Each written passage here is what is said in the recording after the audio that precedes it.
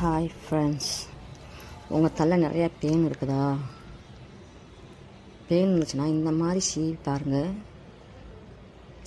தலையில் இருக்கிற ஒரு பெயின் கூட மிஞ்சாது. அந்த அளவுக்கு சுத்தமாக வந்துடும். ஈர் நிறையா இருந்ததுன்னா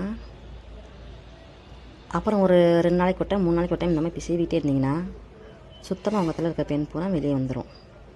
இதை பார்க்குறீங்களா எப்படி சீவணும்னு சொல்லி? இதே போல் நீங்கள் சீவி சிக்குவாரி கம்பி வச்சுக்கிட்டிங்கன்னா நல்லாயிருக்கும். நான் சிக்குவாரி கம்பி இல்லைன்றதுனால கையிலேயே எடுக்கிறேன். சிக்குவாரி கம்பி இன்னும் நிறையா பெயின் இருக்கிற பெயின் பூரா வந்துடும். இதில் இன்னொன்று என்னென்னு கேட்டிங்கன்னா, இந்த பெயின் சீவுறும்போது நல்லா தலைக்கு சீயக்காயோ ஷாம்போ போட்டு குளிச்சுட்டு அந்த எண்ணெய் பதம் இல்லாத போது நீங்கள் எடுத்திங்கன்னா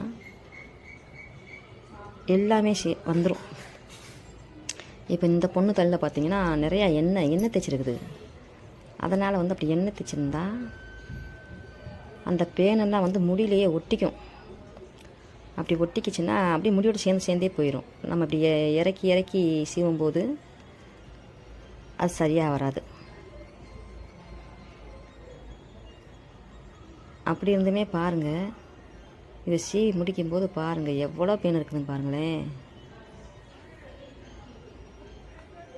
அது இந்த பிள்ளை கொஞ்சம் மாசமாக இருக்கிற பிள்ளைங்கிறதுனால ரொம்ப நேரத்துக்கு கழுத்து குனிஞ்சு உட்கார முடியாது இல்லையா?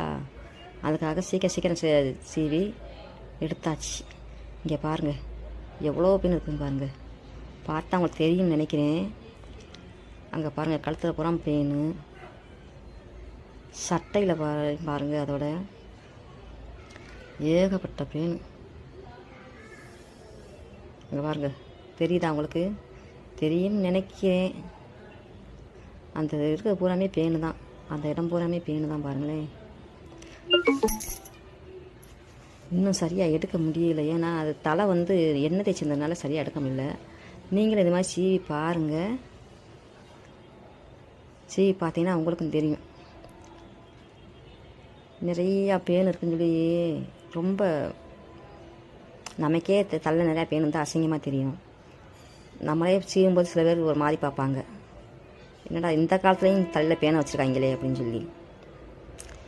இது மாதிரி நீங்கள் சீவி எடுத்து பாருங்களேன்.